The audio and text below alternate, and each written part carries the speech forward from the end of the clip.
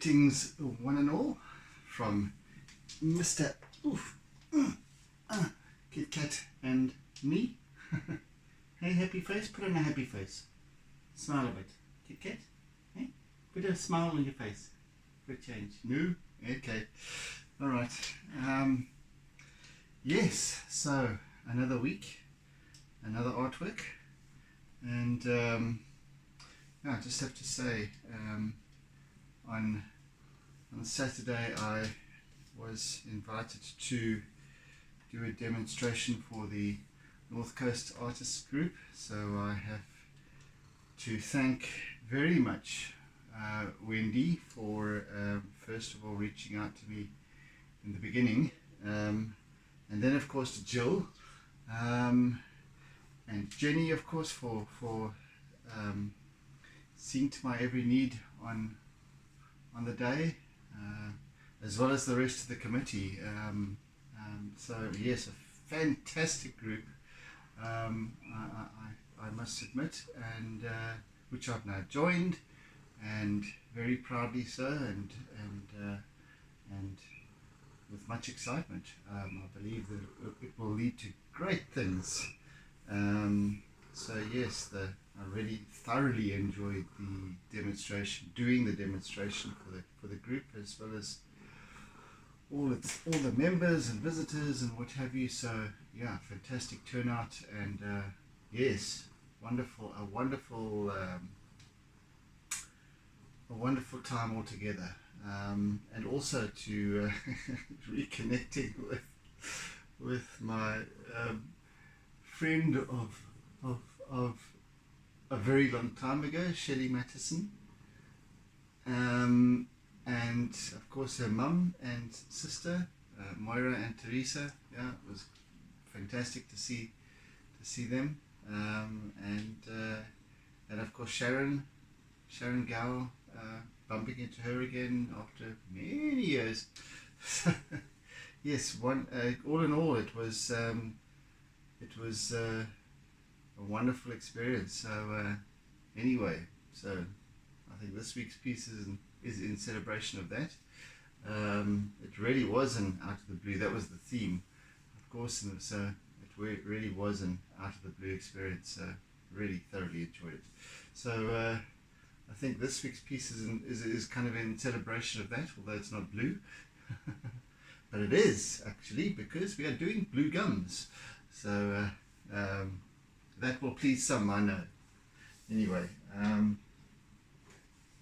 I shall have it. Oh, that's where that went to. I was looking for this colour on at the demonstration. There it sits. Anyway, okay. So,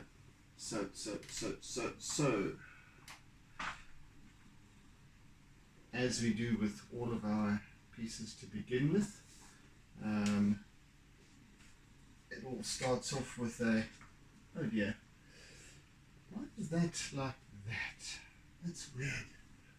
That should be much, anyway, never mind. I'm just, should be about, I'm just adjusting this so I can work with it. Oh goodness sake, let's just do it. That one there, and that one there. I don't think I cut this piece straight enough, but anyway. So yeah, we're working on a vertical format. You might not be able to see too clearly because it's the same color and same piece of paper as the backing board. But there it is. Just want to get it here for now so I can do the composition. Right, so trees. So I have done a little sketch drawing for this one. Did it yesterday, and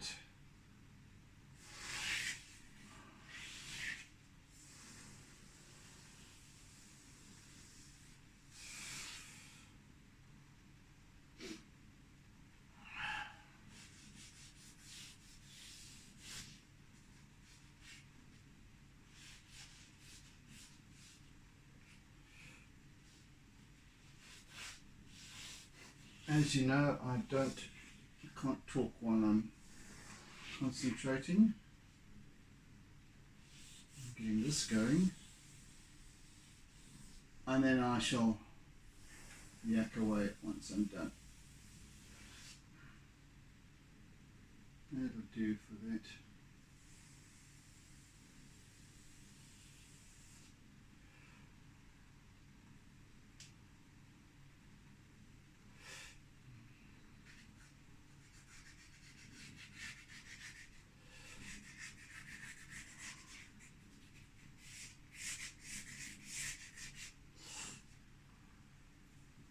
Hey, Kit Kat, purring away there.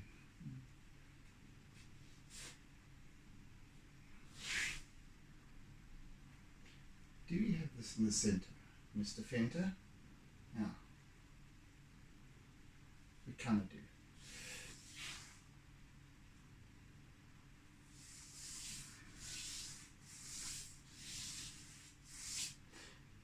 You'll see the angles here are quite pronounced, obviously with intent.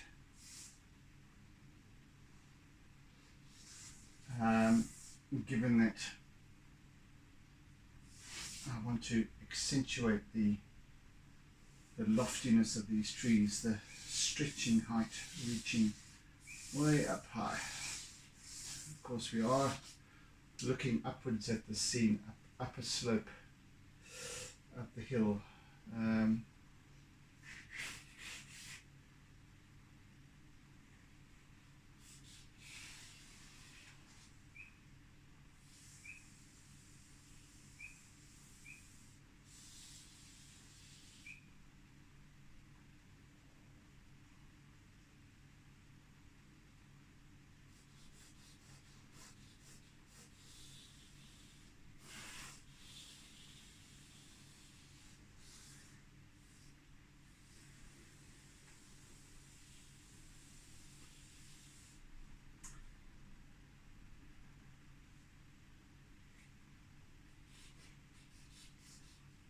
So just getting the basics going here.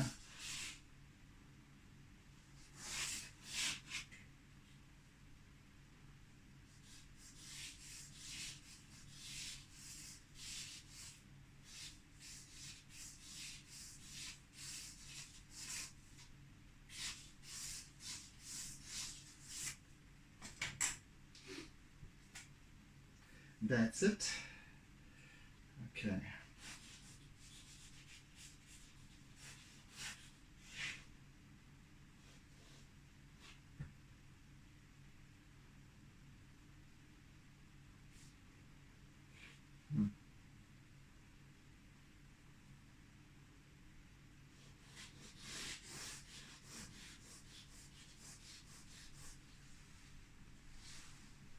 Oh, goodness, I hope there's not too much noise in the background from that curtain blowing.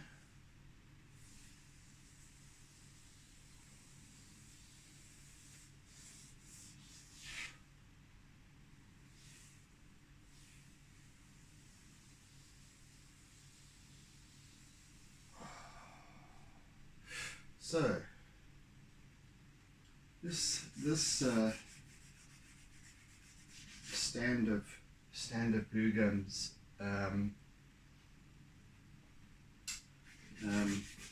it's found along Rhodes Drive in Constantia Heights in Cape Town, and you know, just as you know, I love trees. Trees and ocean, trees and ocean, trees and ocean, always, generally speaking.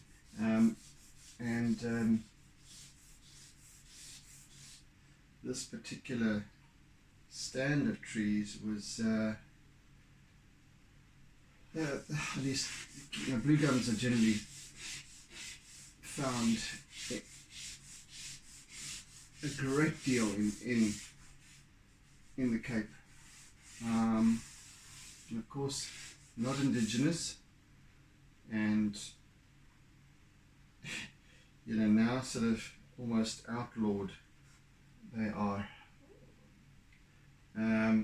these days because of the manner in which they grow, I guess, and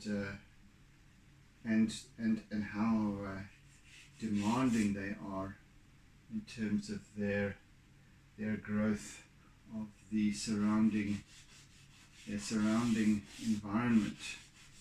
They do consume a great deal of water and tend towards denuding the surrounding landscape, etc. So they're not well thought of these days, but nevertheless I believe that they're still trees. They didn't, they were planted, they were naturally distributed in many cases. This particular stand I don't think was intentionally planted. They're kind of too randomly spaced, but they are beautiful trees nevertheless, and trees are trees are trees as far as I'm concerned, and they have as much a right to being here and are just as indigenous as we are. In my books, in fact, have probably been here a lot longer than we have too.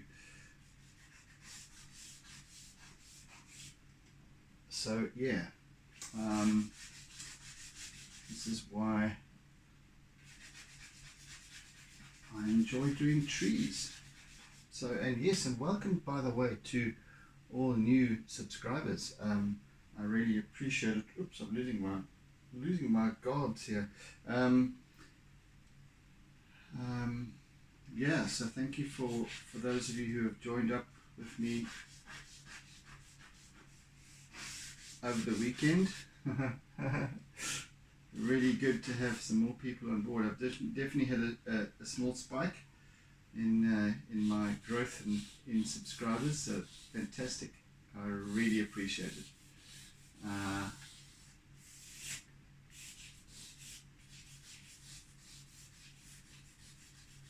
Yeah, it needs to be said. Really good to have met a whole bunch of new people this weekend as well, which I'm also looking forward to getting to know in due course.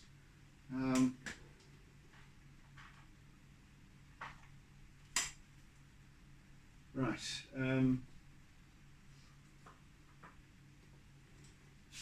So of course the demonstration, and I thoroughly enjoyed it, by the way. And of course I did a seascape, ocean scene, and although I did manage to complete it, it's the same size as this piece, and it was just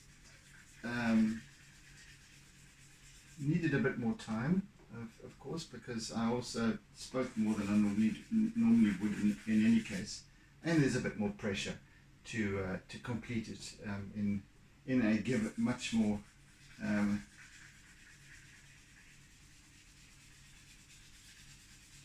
in a given time. So I was much more under pressure and what have you too. So anyway, it was a really fantastic gauge for me, and yeah, it turned out okay. It wasn't one of my best works, but nevertheless I didn't expect it to be.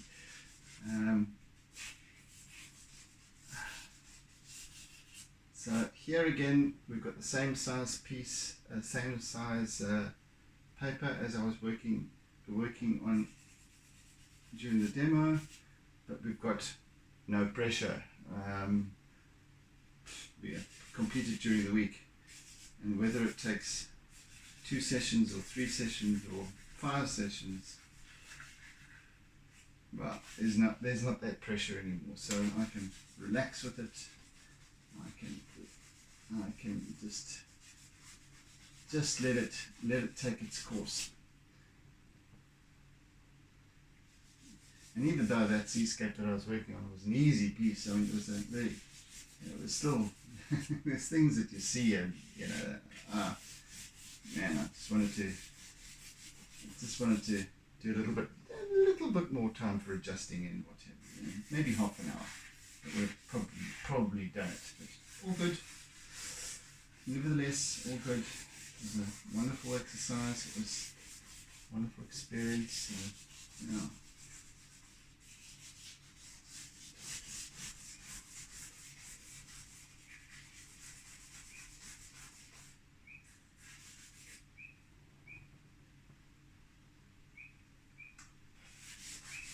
Of course, in the background here we've got our painted reed frog chirping away. Not quite toppy time yet.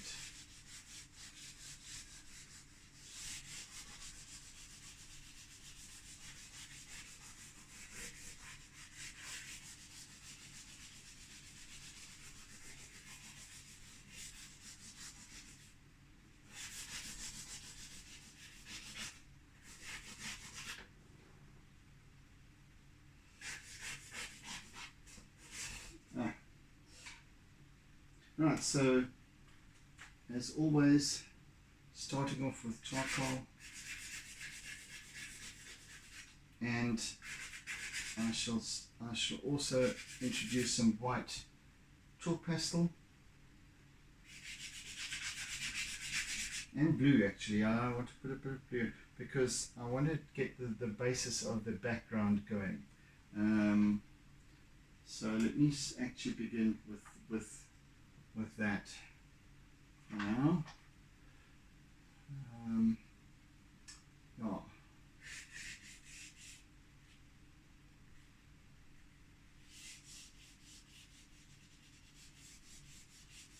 Just there's this very dappled light coming through once again, and just want to work that up a little bit.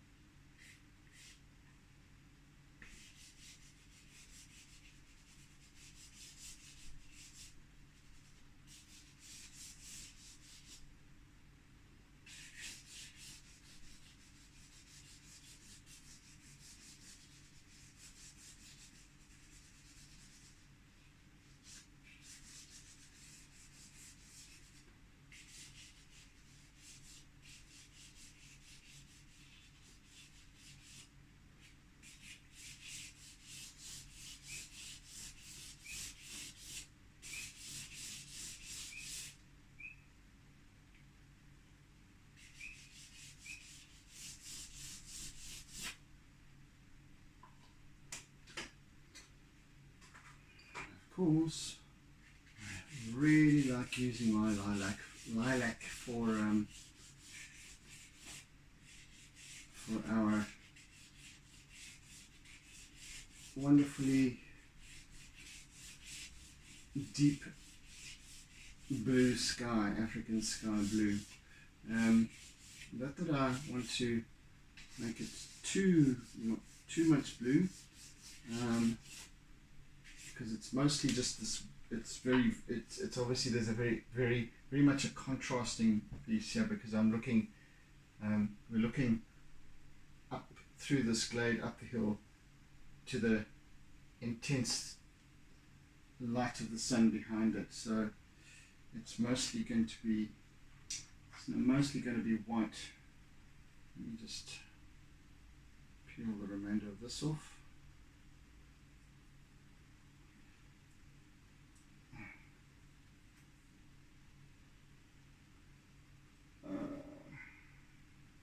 If I can.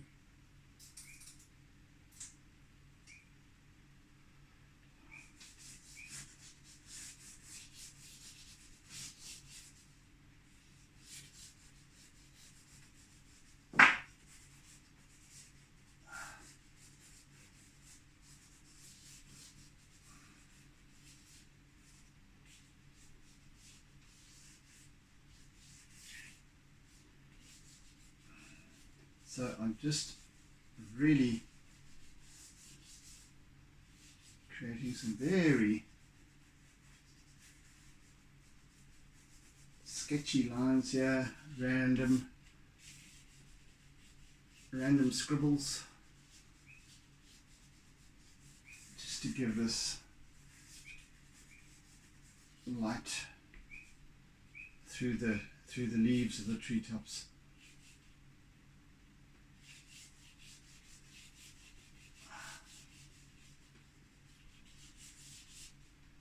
Just a hint of blue as well, and lilac, of course.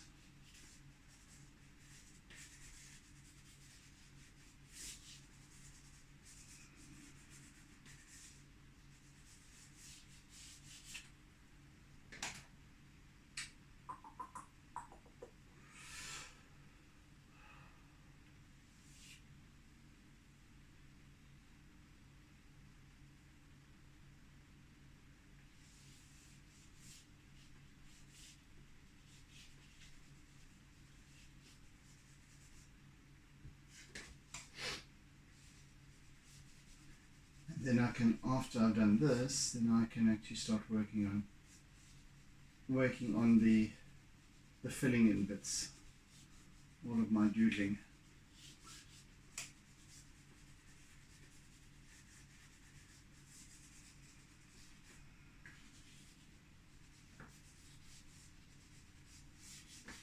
But already I've got my composition in place, so I'm happy. I can relax and just enjoy the rest of the process at my leisure.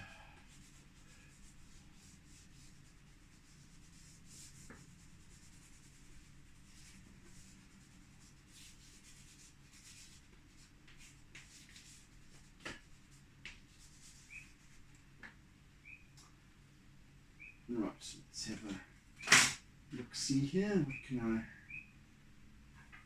I think I should use eraser just to smooth out these lines a little bit. No, I'm going to use a brush. Which one should I use? That one. Just want to smooth this out a little bit. It also takes some of the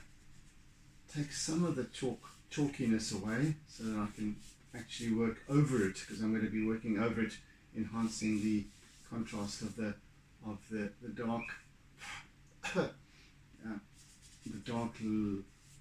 darkness of the trees and the leaves and the treetops. But for now, that will do.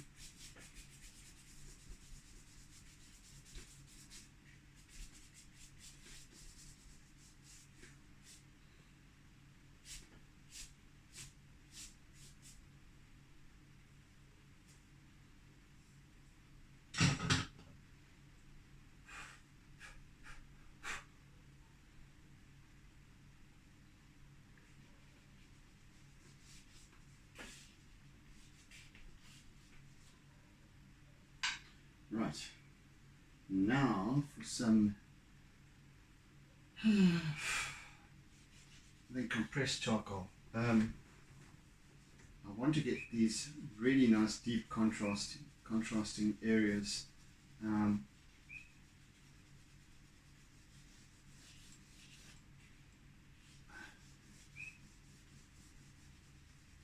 Which is mostly in the foreground, is this. Looking up, is this these trees are growing in this. There's not much vegetation around them, so it's kind of just these sort of earthy hill slope here.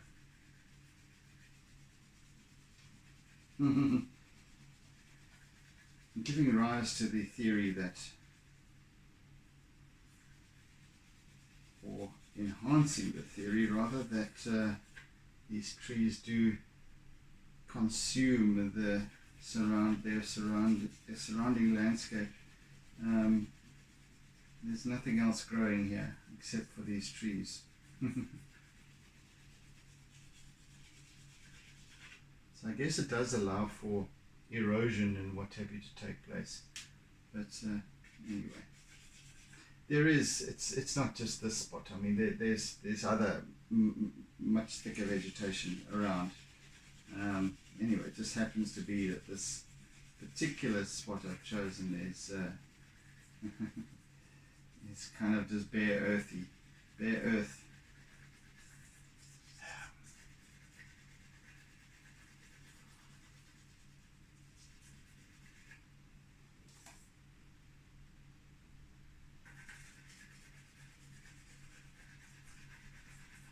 But we shall work it up as it goes, as we go. Actually, let me just put a little bit of colour in there.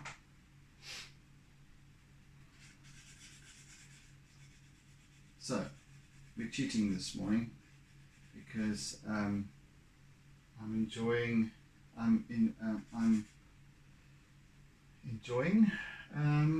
Yes, I am enjoying, but I don't know why I use that word. I am just allowing this scene to describe itself. So I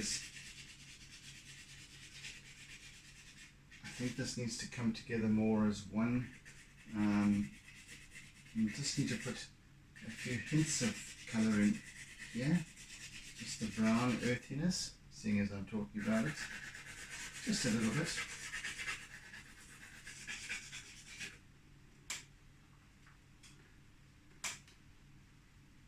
Dark browns a little bit.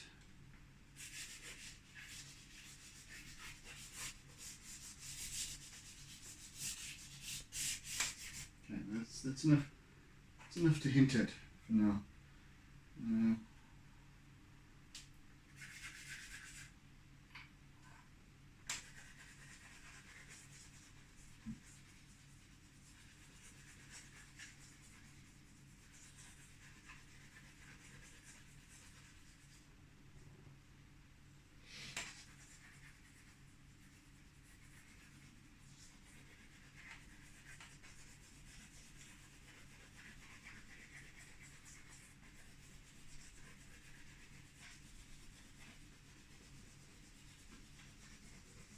So the use of my compressed charcoal is because it's much darker than straightforward charcoal. Of course, because of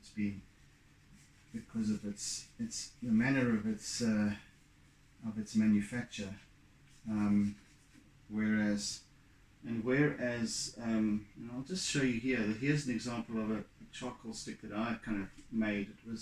And literally it's just a twig, and I just basically put a whole bunch of little twigs, wattle twigs, wattle, yes, I think, into a tin, sealed it up, and stuck it in a fire, and left it for a number of hours, so that it being sealed, no air is getting in, so it doesn't completely combust the contents, but it just allows the twigs to bake. That's why they go black. So that's what the process is. So some of those didn't work out too successfully, others were okay. It was just an exercise in making some artist's charcoal, but compressed charcoal now is obviously they've ground up existing charcoal and compressed it into these little almost like pastels. So it's much more compact and as a result much darker, much more inky black than normal straightforward pastels are.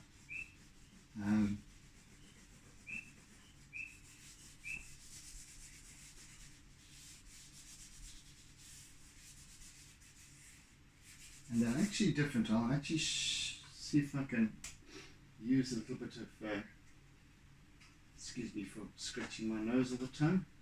I'll use a little bit of black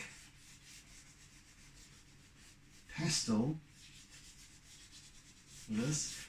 And the reason why I kind of hesitate to use black pastel is because it doesn't,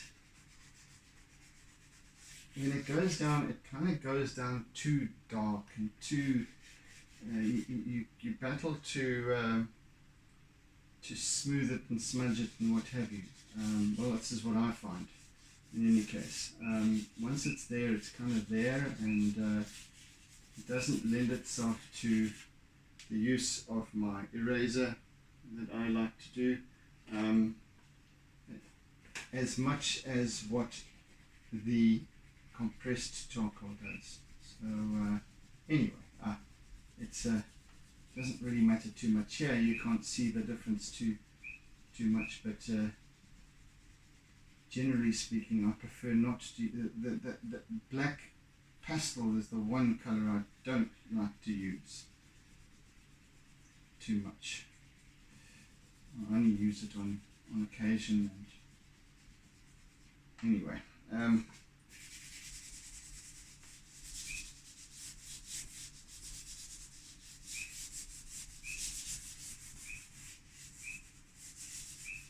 That said, we're just still getting going with this piece. The very basics of it.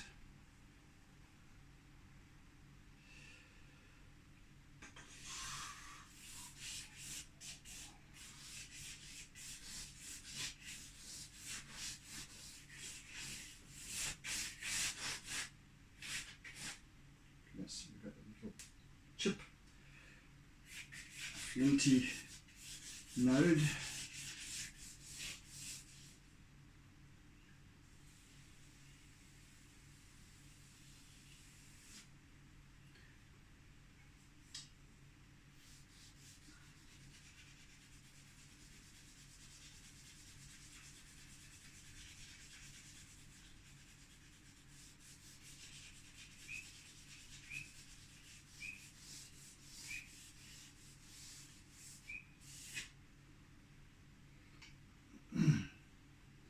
And then the upper reaches, we've got this wonderful light coming through. So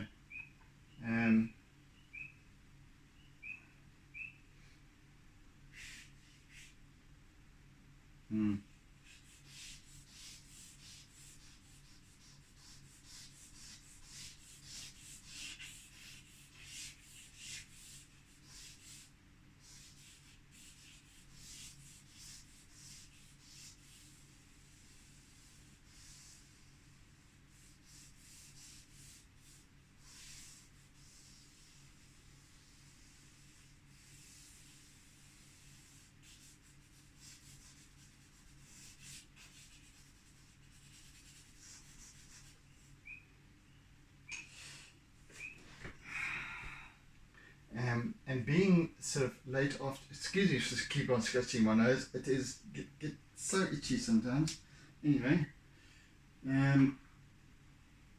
being the late afternoon, we've got this wonderful buttery light coming through, but from high up, because of course the hills extends up here, and we've got the sun coming in from the west over there, and just catching the upper reaches of these trees, which I shall depict as I go. But I just want to get, goodness me, what have I done now? Okay.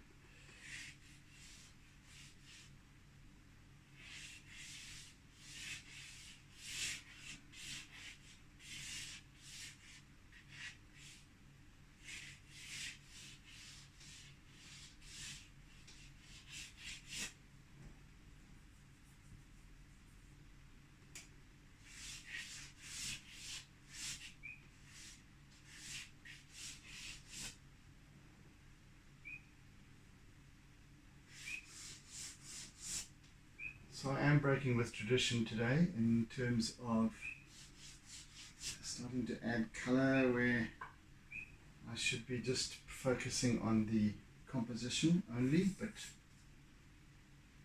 but I'm the one who gets to choose, you see, so it just calls it out, obviously, so it's just needed to be said, obviously, in this instance.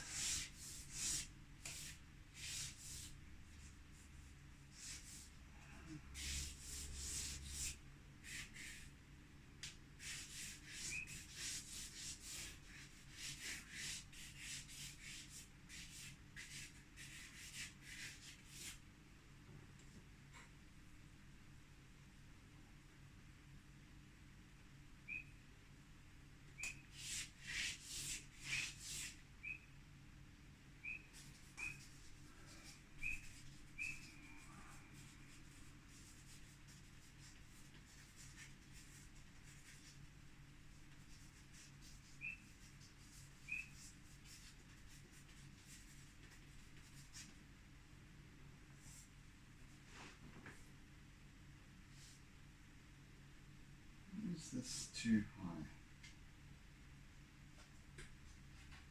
No, they're at the bottom. Okay.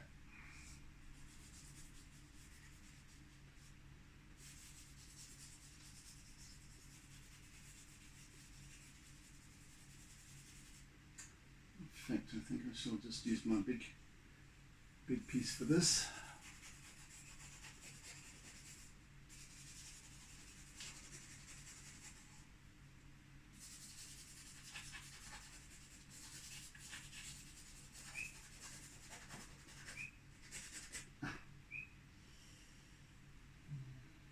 Got a big node in this one.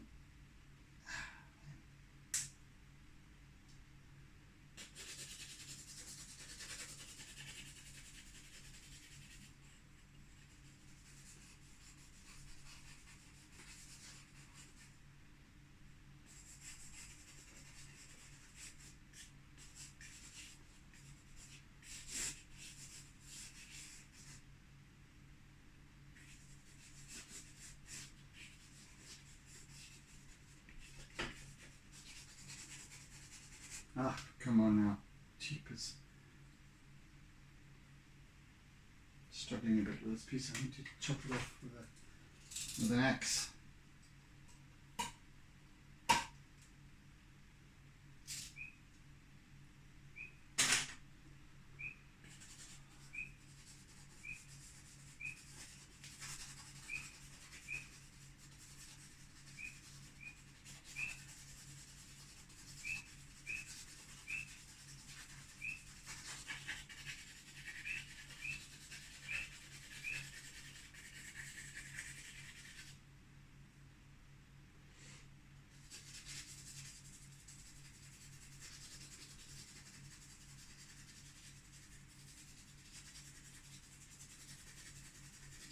So I just want to kind of start to work in where the leafy parts are, the leafy regions, which is actually most of this, but you just want to start working up that contrast of the composition. And of course I'm just going in every direction because we've got this very sort of jiggledy, mottled light as the leaves of the trees stand out pretty much only in silhouette against the intense light behind them.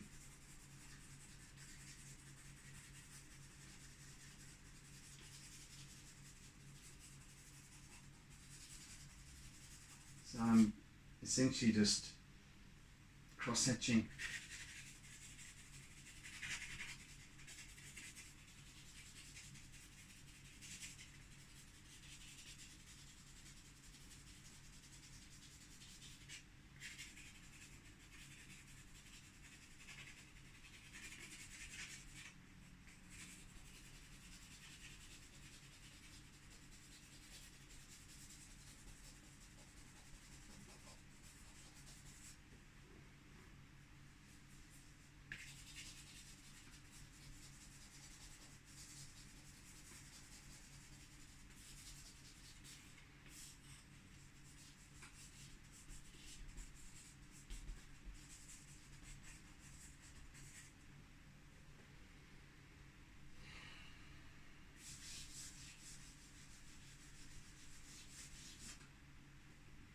So once again, this is rather more an intuitive piece. I'm not working from a photographic reference. I'm working from my own reference. And that purely for composition purposes and in general lighting and what have you. So this is far more an intuitive piece. However, its origins are this particular area above Constantia Heights.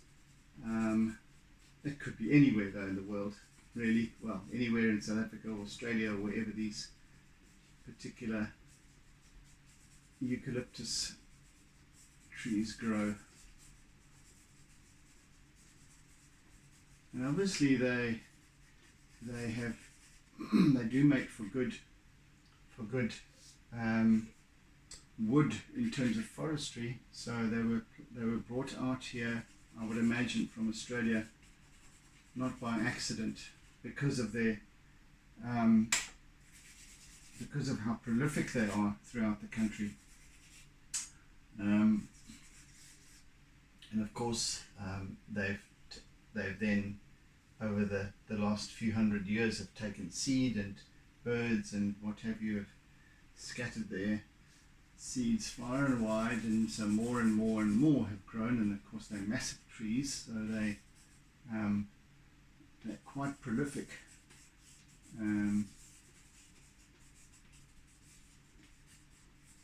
But they are rather lovely and have a wonderful scent to them as well, which is used. Honeybees love eucalyptus as well. They provide a wonderful honey.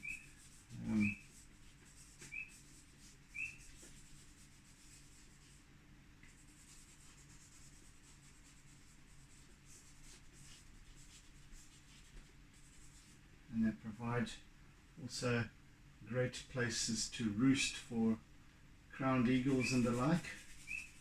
And make these great big messy nests up in the high reaches, up in the fork.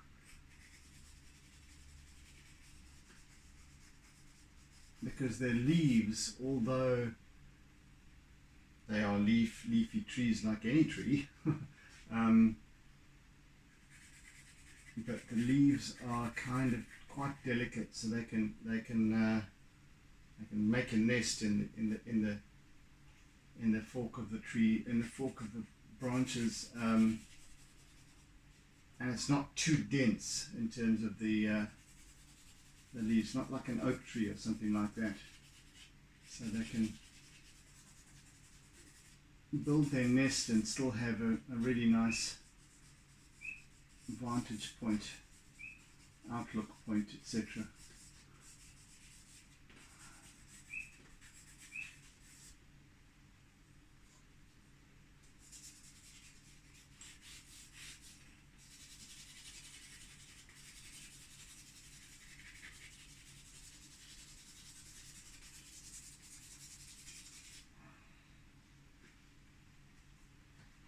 Down again, so I can take this clamp off a little bit.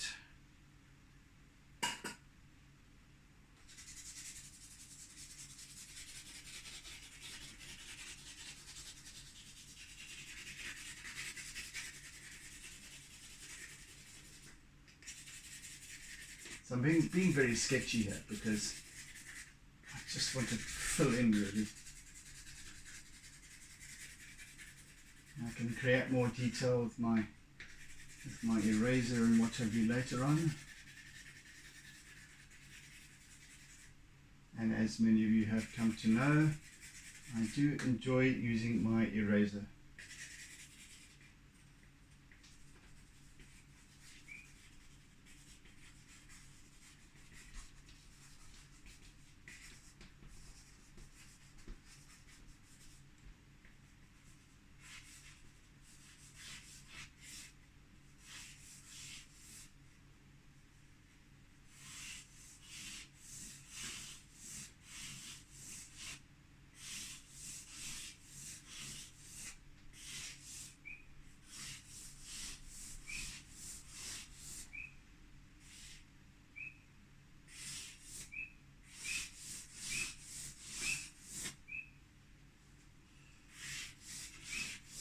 really these vertical, more or less vertical lines, but of course converging almost to a vanishing point, imaginary vanishing point somewhere up there, accentuating the loftiness of these trees as you look up into them. So yeah.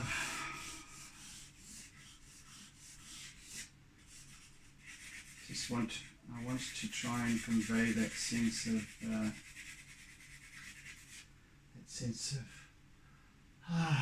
that you find when you're walking through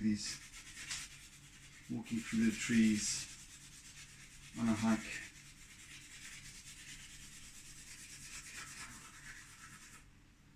The coolness of the air as it meanders through these trees. And they can be quite airy because of their starkness of the lower reaches of the trunks. Not much foliage until way up on high. So we've got these lovely trunks that rise up out of the earth with quite a great deal of space in between them, and you find that with the canopy above gives rise to that sensation of a cathedral-like setting. And as you do with many trees of this kind of nature, with a huge, big, grand, stretching skyward trees.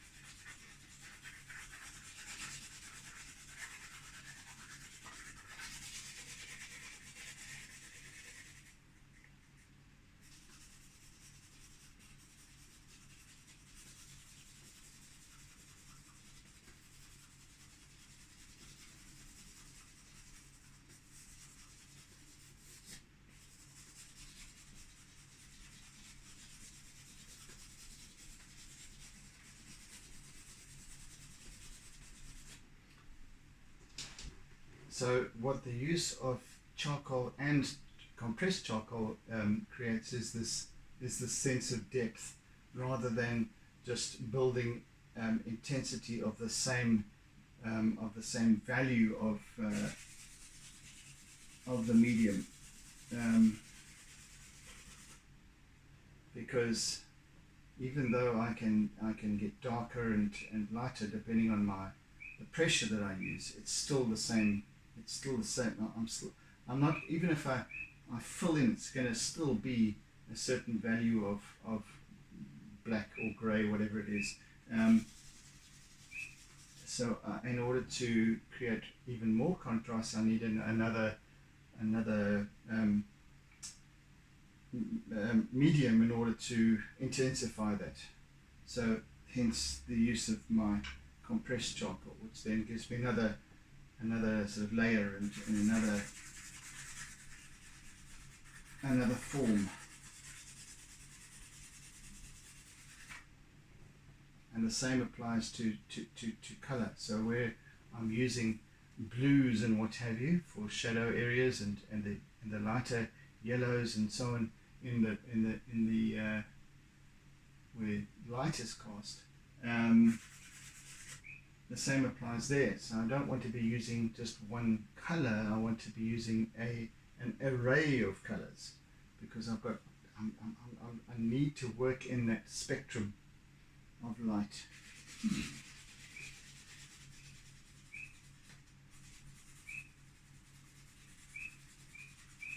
Unless I'm working sort of more kind of towards a duotone approach, but I'm not in this instance. I'm using subtle color actually, but this piece is going to remain predominantly a charcoal piece, so per se. So yes, but the color is most definitely there. Not a huge array, So obviously giving rise to the fact that this piece remains very much a charcoal piece in its basic form.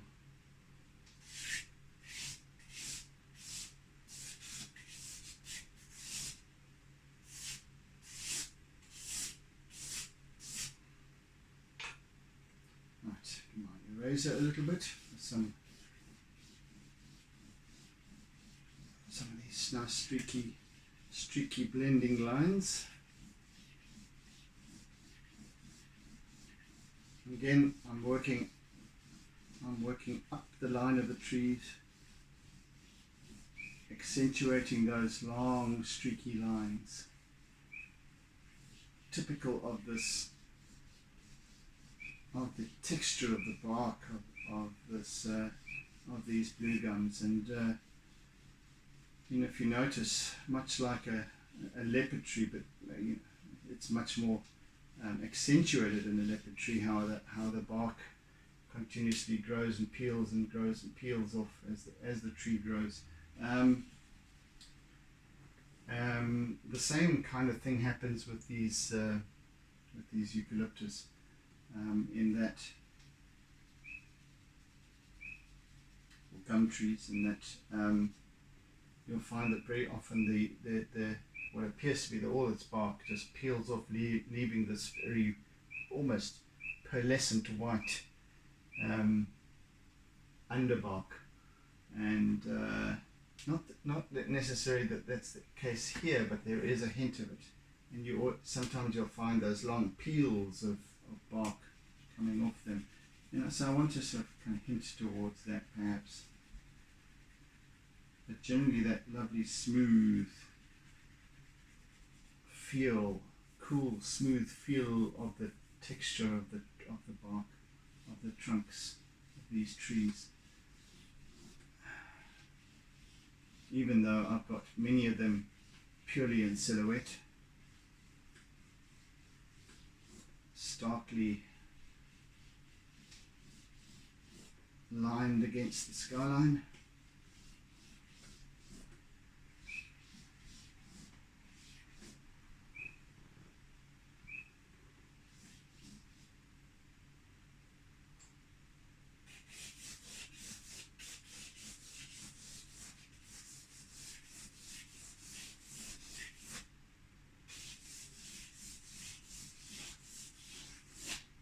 So I am really looking forward to getting more and more involved with North Coast artists, and yes, very, very well put together, well run, really nice atmosphere of togetherness, which I thoroughly appreciate.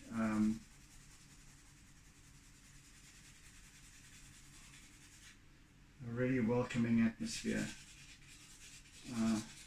So yes, I'm very much looking forward to getting much more involved, and I think it will open up further opportunities for me to develop, to teach perhaps as well. So yeah, I definitely want to start pushing with my workshops now, leading towards perhaps a retreat or a course,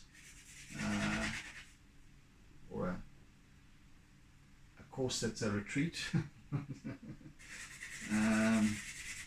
So yes, I think that there's going to present a lot of opportunities, and it of course also encourages me that there is still life out there in the world of artists. Not that I have been that discouraged, but I am certainly more encouraged now that there is life out there.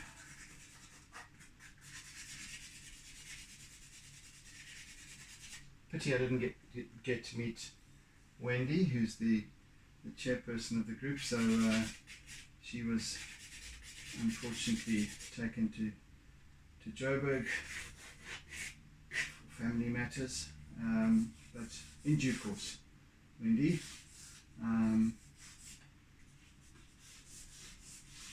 But anyway, my thanks to Jill for engaging with me along the way, up and leading up to the meeting, and getting me involved with. I think Jill, you're responsible for getting the exhibitors together, right? Demonstrators, not holding placards and stuff, but people who do the demonstrations, other artists that come in to showcase their bits and bobs, how they do it.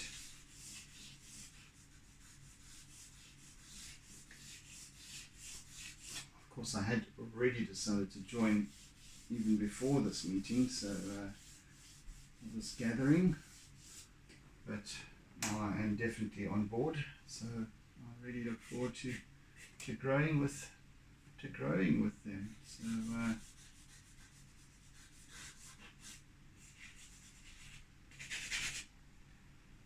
yeah, we're nearly out of time now for today's session.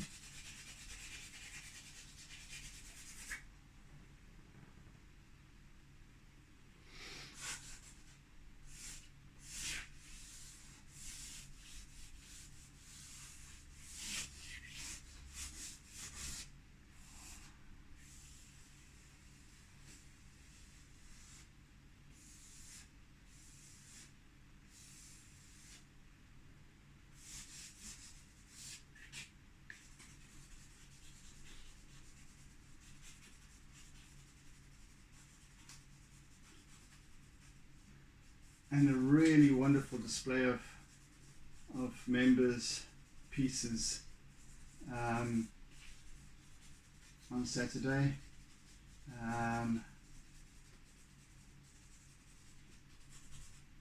Of which I was pressured into choosing my preference. Sure, very difficult choice. Lots of really good pieces there on display. So yeah.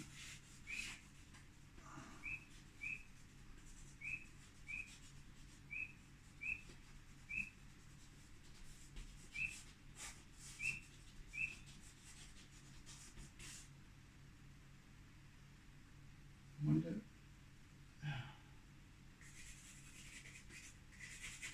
Right. People, I think I'm out of time,